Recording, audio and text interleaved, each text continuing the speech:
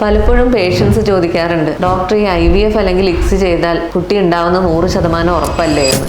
അങ്ങനെ 100% ഉറപ്പ് നമുക്ക് ഒരിക്കലും തരാൻ സാധിക്കില്ല. കാരണം ICSI എന്നത് നമ്മുടെ ഇൻഫെർട്ടിലിറ്റിയുടെ ട്രീറ്റ്മെന്റുകളിൽ വെച്ച് ഏറ്റവും നല്ലതാണ്, ഏറ്റവും വിജയസാധ്യതയുള്ളതാണെങ്കിലും അതിന്റെ വിജയ ശതമാനം 30 മുതൽ 50% വരെയാണ്.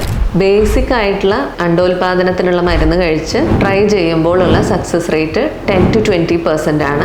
IUIന്റെ സക്സസ് റേറ്റ് 20 to 25% ആണ്. എന്നിരിക്കെ IVFന്റെ സക്സസ് റേറ്റ് 30 to 50% ആണ്. സോ ട്രീറ്റ്മെന്റുകളിൽ വെച്ച് ഏറ്റവും നല്ല സക്സസ് IVFന് തന്നെയാണ്. പക്ഷേ IVFന്റെ വിജയം എന്തിനെയൊക്കെ ഡിപ്പെൻഡ് ചെയ്തിരിക്കുന്നു? അമ്മയുടെ ഏജ്, എഗ്ഗിന്റെ ക്വാളിറ്റി, സ്പേമിന്റെ ക്വാളിറ്റി, എംബ്രിയോന്റെ ക്വാളിറ്റി, യൂട്രസിന്റെ റിസെപ്റ്റിവിറ്റി, പിന്നെ അമ്മയ്ക്കോ അച്ഛനോ ഉണ്ടാകുന്ന സിസ്റ്റമിക് ഡിസീസസ്, അതായത് ഡയബറ്റിസ്, ഹൈപ്പർ ടെൻഷൻ, ചില കണക്റ്റീവ് ടിഷ്യൂ ഡിസോർഡേഴ്സ്, ഇങ്ങനെ മെഡിക്കൽ ഡിസോർഡേഴ്സ് ഉള്ളവരാണെങ്കിൽ ഇതിന്റെ എല്ലാം ട്രീറ്റ്മെന്റ് എടുത്ത് ഇതിനെ ഓപ്റ്റിമൈസ് ചെയ്തിട്ട് വേണം IVF ട്രീറ്റ്മെന്റിന് പോകാൻ. അപ്പോഴാണ് IVF കൊണ്ട് വിജയസാധ്യത കൂടുന്നത്.